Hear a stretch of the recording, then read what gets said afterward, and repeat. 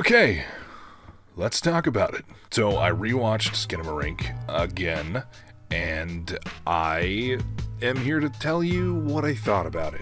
A couple videos ago, I told you about Heck, which is basically a precursor to Skinamarink. I talked about how that movie might be a little more tolerable for those fans who might be criticizing Skinamarink and the runtime and like saying that things might not be as interesting to them. And while that is a take, I still think that Skinamarink holds up as being one of the most interesting and terrifying movies I've seen ever.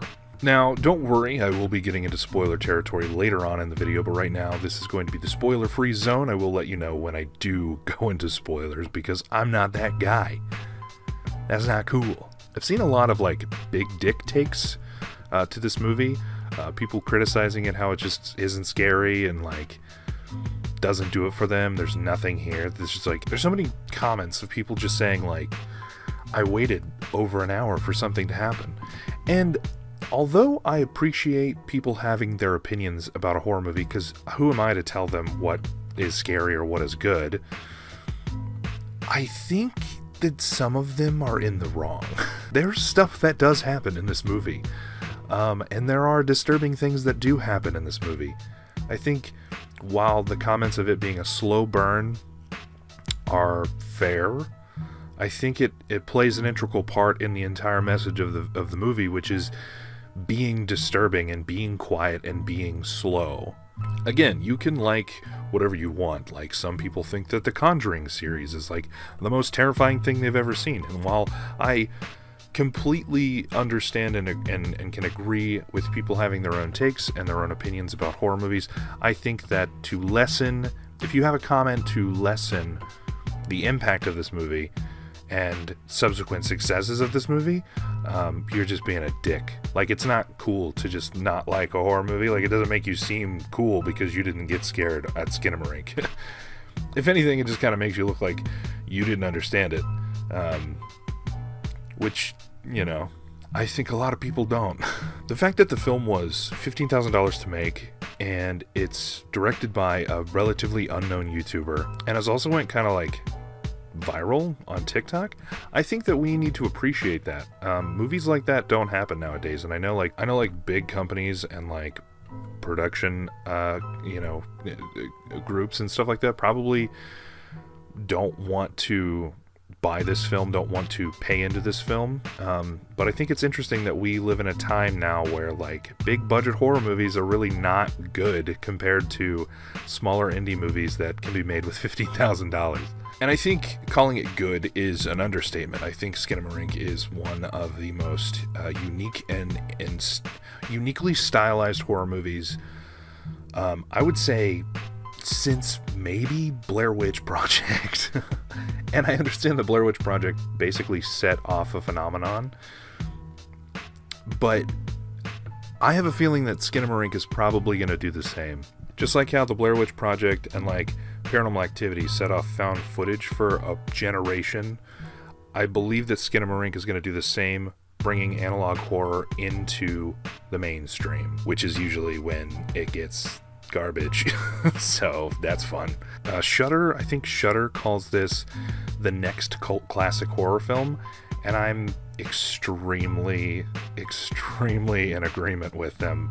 I know that the film is relatively divisive, but I think it's too stylized and too interesting to label it as like a bad movie, because like things happen in it, and I understand some takes, but I don't understand a lot of them, so it's crazy. The film does exactly what it set out to do. Like, I'm pretty sure the director talked about how, yes, there is a story, there is a narrative in the movie, but for the most part, it's basically just there to unnerve you. It really does that. Before I get into the spoilers, I do want to say, for those of you who haven't watched the film and you're kind of just watching this section, kind of like making up your mind, if you go on YouTube and watch Heck, the video that I talked about 2 videos ago, and if you watch that and like that, then you might like Skinamarink. It's I mean, it's disturbing. So I think if you watch Heck, or if you're into new, interesting, stylized versions of horror movies nowadays, then I'd say go for it. If you are a little more reserved about scary stuff, if you kind of just like to watch like The Conjuring and, you know, The Nun, stuff like that, while I'm not like shitting on those movies, I think maybe you won't like this.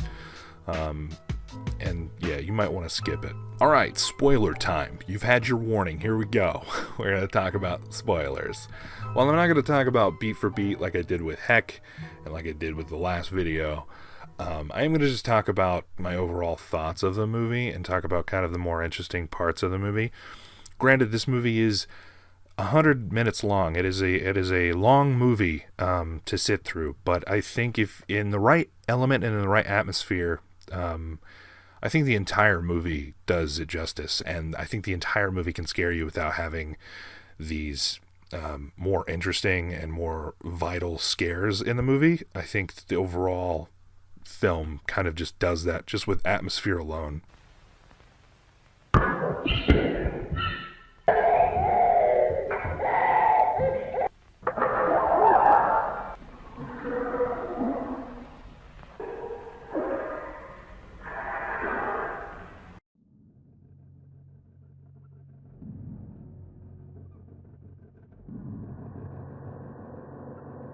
Alright, so the whole premise is that two children wake up in the middle of the night. They're looking for their father and they can't find him.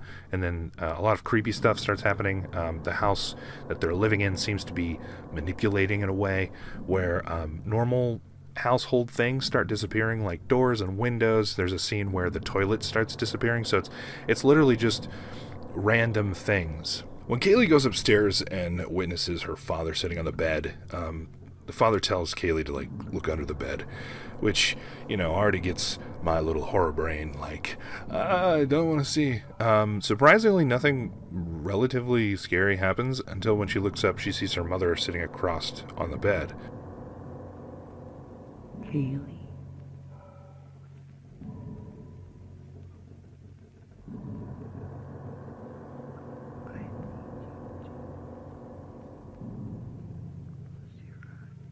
This part did confuse me a little bit, but honestly, I'm not going to hold the film to it because I think Skinamarink is ambiguous. I think it should be ambiguous. I don't think answers should be about this film. I don't think anything should be like concluded about watching Skinamarink. I really like how later on in the film they tell a narrative pretty well about just children. Like this whole point of the film is just showing extremely scary things happening from a child's point of view, and even down to the filming. Some of the shots are like almost at eye level to where like a 4-year-old kid would be and how you would see through a 4-year-old kid's perspective. I think it's really cool how there isn't kind of a clear cut of how this film's directed, and I think that in and of itself is a way of throwing the viewer off and making them feel uncomfortable. There's a part in the movie where Kaylee goes down to the basement, and essentially she is punished, I guess, for not doing what she was told. And the demon just like straight up takes her mouth away. For a good portion of the movie, Kevin is alone. We don't know really what happens to Kaylee. We know that she's down in the basement without a mouth, which is absolutely terrifying. So yeah, Kevin is kind of the main child that we focus on throughout the rest of the movie. The demon, or like whatever entity is in the house, there's this really clever scene where when Kevin's asleep, the cartoons are being repeated, just replayed over and over again.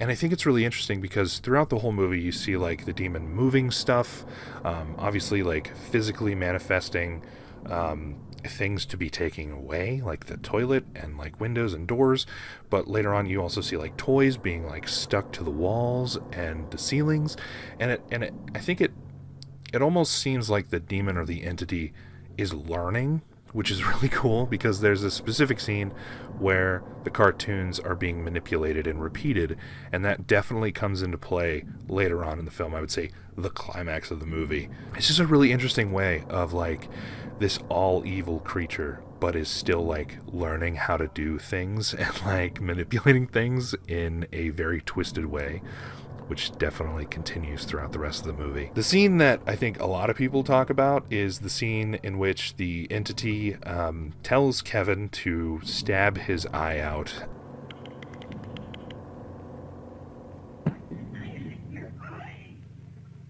When I originally watched Mr. Gigi's video about Skinamarink, he talked about how this was a pretty disturbing scene, and while it is, I think that I was expecting it to be way worse than it actually was. There's this really awesome scene, and I say awesome because like my horror nerd brain is like, that's such a cool way of doing things.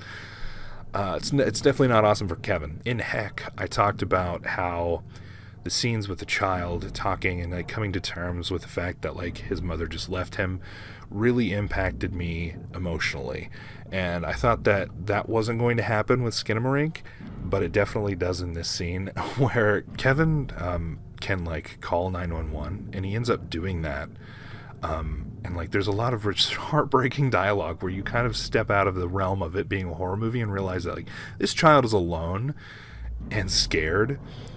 And just like, it's fascinating because, you know, we have dialogue throughout the whole movie where Kevin is, you know, a child. We can clearly understand that, but like the things around him, we don't really get a lot of reaction from Kevin, or we don't really see a lot of reaction. So it's really heartbreaking and very disturbing to basically hear this phone call of Kevin talking to an adult, saying all the things that are happening.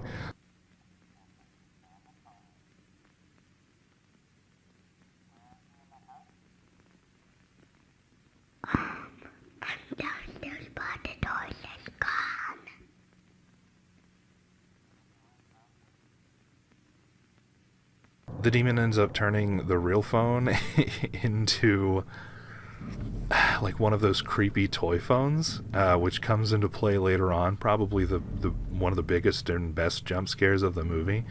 I just think that's such a twisted thing to do. You can tell that this demon is interested in pain and repetition and kind of having people go through this torturous trauma, and you can tell that that's like kind of like the game that he's playing, is like just having fun, and I think that's terrifying from a narrative perspective, not even on top of like all of the atmospheric horror that's going on. We also have this extremely twisted demon character, which is just, and we never see it.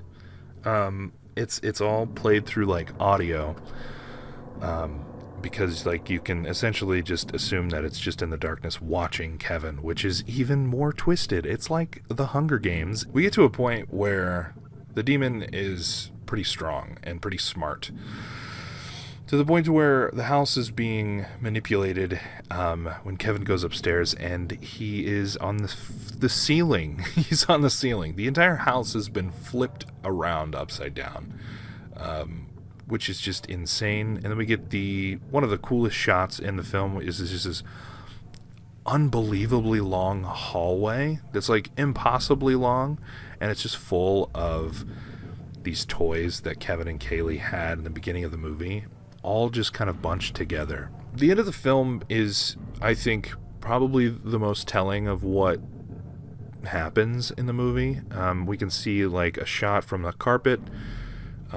It looks like things are still upside down, and you just see blood spatter and like crying in the background.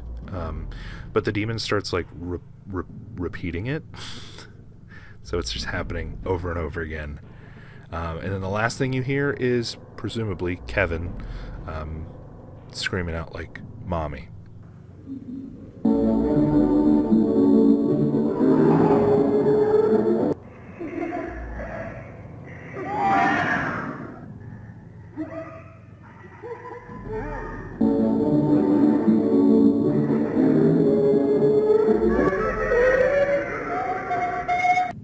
I know there's a lot of like interesting conspiracy theories about this movie.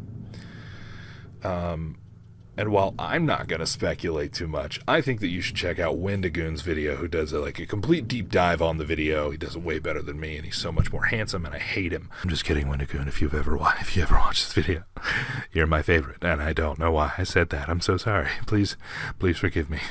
All in all, this film is wonderful, and I've always been a fan of interesting stylized video. I can't stand like the same big budget horror movie. Like, the only person who does it well nowadays, I feel like, is Jordan Peele. He makes interesting things and interesting stories, and it's not just the same, like, I swear, if there's another freaking movie about a priest and an exorcism, I'm going to, like, I'm gonna, So that was my review of Skinamarink. I know it's kind of popular on YouTube right now, and I kind of wanted to cash in a little bit, but I wanted to talk about how I felt about the movie, because I think it's wonderful. I know a lot of people aren't going to get it. I know a lot of people might not even be scared of it. I think it's the same people who aren't scared at Blair Witch. It's kind of like people who watch horror movies nowadays, I feel like, can't turn off that disbelief meter where it's like, that wouldn't happen. That's not okay. And I think to an extent it's fine. If you're watching like the 45th Paranormal Activity movie, like, I think if they don't try anything new, then it's dumb and boring. And Skinamarink is what I wish that more horror directors and production companies would have the balls to try to do. But I know they're going to try to do it, and it's probably going to be very bad. If you like this video, please give it a like, and thank you for all the support that you guys are giving me. I'm very happy with all of the support I've been getting. It's really awesome, and hopefully you guys like me. But my name's Isaiah. Thank you for watching, and you have a good day. I don't know how to sign off. I'm just here. Watch Skinamarink.